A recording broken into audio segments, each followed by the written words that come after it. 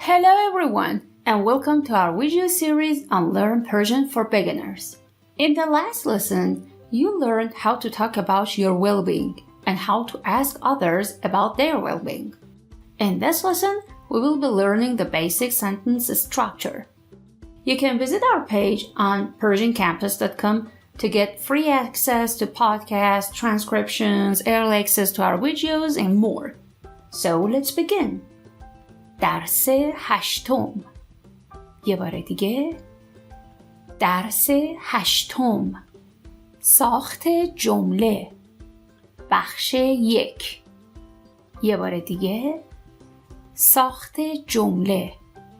بخش 1. Here is an overview of what we will be learning in this lesson.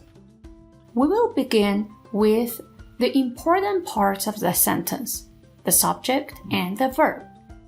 We will also learn where the verb is placed and the types of questions. We will conclude this video with a short exercise. You must first know that the word order in Persian is SOV, that is subject, object, and the verb. However, in speaking, sometimes the verb can appear sooner. Here is the first sentence. Man می آیم, or as in spoken form we say من میام. Let's analyze this sentence. Man is the subject independent pronoun و میام is the verb. So this sentence doesn't have any object. The verb only has one vacancy, which is filled with the subject. These types of verbs are called intransitive verbs, or as we call them in Persian, ناگذرا. The verb is conjugated according to the subject. A conjugated verb is different from its base form, its infinitive form. With different subjects, the verb is conjugated differently. We will be learning how to conjugate the verbs later in details. However, there are already 10 videos on PersianCampus.com or here on our YouTube channel that teach you the complete structure of Persian grammar. Let's look at another sentence which you have already learned. من تو تهران زندگی می کنم, or من تهران زندگی می کنم. Again here, the subject is man and زندگی می کنم is the verb, which is a complex or compound verb. We are going to learn these types of verbs later. A basic rule of sentence formation in Persian is that the verb is in the final position, and the subject is either placed at the first position as an independent element or as a dependent pronoun connects to the end of the verb. For example, in the sentence من تهران زندگی می کنم, we can see the overt independent subject man at the beginning and its marker am at the end. If we are speaking neutrally, we can always remove the overt subject, here man, and say تهران زندگی می کنم. Because Persian, the same as Italian and many other languages, is a pro-drop language. It means if the subject is a pronoun and it is not marked and it is independent, you can simply not say it. And still we can find the subject through the dependent endings. Persian has also another feature which makes learning it even easier. That is, Persian is WH in situ.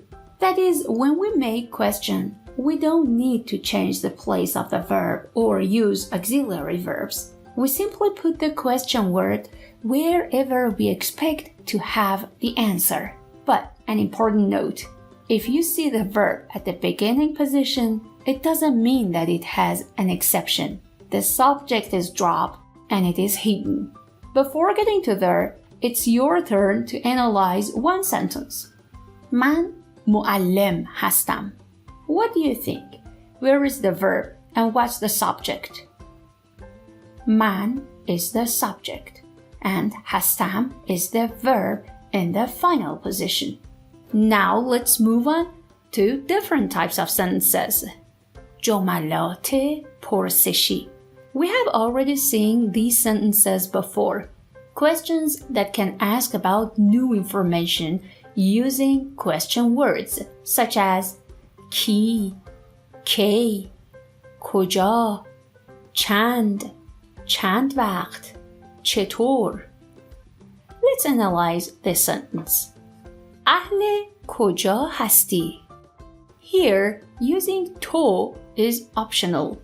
We almost always remove it. So there is a hidden subject, to, at the beginning.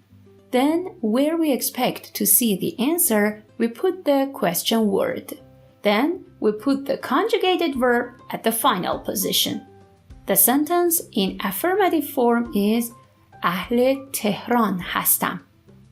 Instead of Tehran, we put کجا and we conjugate the verb according to the subject. Now, it's your turn to analyze. کجا زندگی می‌کنی؟ Where is the verb and what's the subject? Yes, the hidden to is the subject, which I can understand it from the conjugated verb زندگی می‌کنی. And زندگی می‌کنی is the verb at the final position. Here are some more sentences with more question words. شما چطور هستید? Which the shortened form, as we have learned in the previous lesson, is چطورید? تو چند سالت است? The shortened form, as we have learned in lessons 3 and 4, is چند سالته؟ شغلتون چی هست؟ The shortened form is شغلتون چیه؟ فامیلیتون چی است؟ The shortened form is فامیلیتون چیه؟ In all these questions, the verb is in the final position and the subject at the first position. The question word sits in the place of the answer. Now we move on to the next type of questions. سوالات بله خیر. As the term suggests, the answer to these questions is either بله or informally آره or خیر and informally نه. So they are known as بله خیر question. I'm sure you remember doing these questions in our previous lessons. Now, let's analyze them. شما بچه دارید? In this case, the subject is شما and the verb is دارید. What is بچه? That is our object. The O in the SOV order. This makes the verb دارید as a transitive verb that has two vacancies.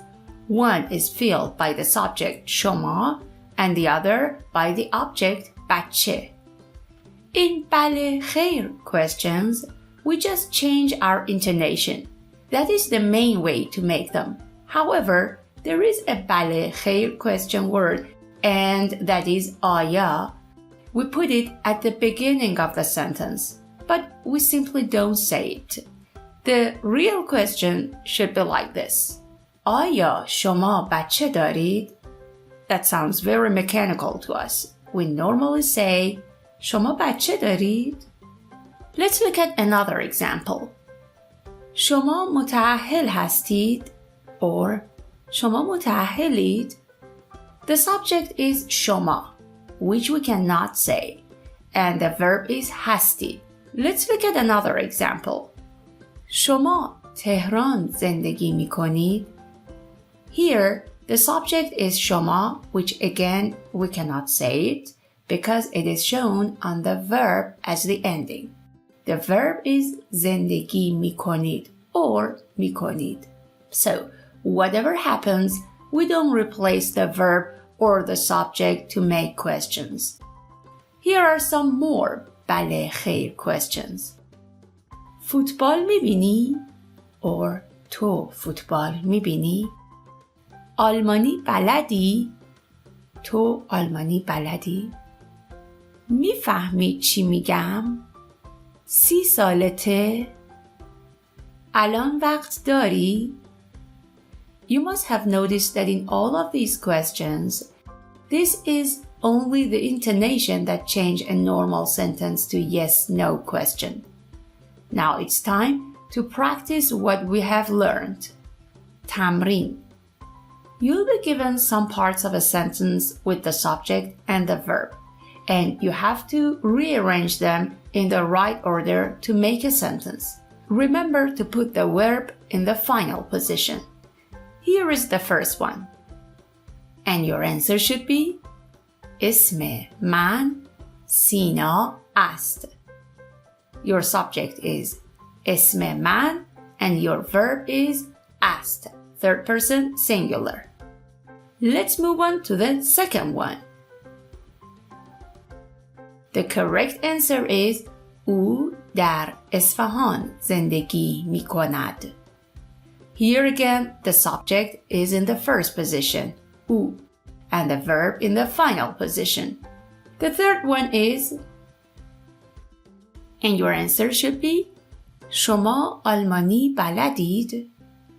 Either consider it as an affirmative sentence or yes-no question, the order is the same. The only difference is the intonation. Affirmative, شما آلمانی بلدید. And now question, شما آلمانی بلدید? Here is the next one. Again, the same as the previous one. We have a normal order with different pronunciation. تو اهل انگلیس هستی if the sentence is affirmative, and if it is question, again with the same order but different intonation. تو اهل انگلیس هستی? And now here is the last one. This is a question with a question word. چند سالت. We put the subject first, the verb last, and the question word where we expect to see the answer. تو چند سالت است? چند and سالت are considered together as one question word and will be replaced in the position of our expected answer. Now here is a quick review of what we have learned. Persian is a pro-drop language. You already knew that. That is, we don't need to say the subject. We can drop it if it is a pronoun. The order of a sentence is SOV. The verb is conjugated by the subject. In a bale khair question, we don't touch the order. We just use the rising intonation. In the questions with question words, we put the question word in the expected place of the answer. The question words are چقدر, چند وقت, از کجا, با کی, چطور, چند سال, چند, کجا, کی, کی.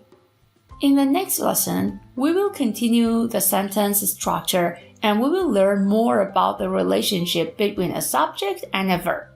If you want to practice what you have learned today, you can watch this series of videos either on PersianCampus.com or on our YouTube channel. Thanks for watching this video. If you like this video, do give it a thumbs up and share it with your friends. Don't forget to subscribe to the channel if you still haven't. You can click on the bell to receive notifications whenever we upload a new video, or if you have any comments or questions, you can leave them in the comment section below. ممنونم. خدا نگهدار.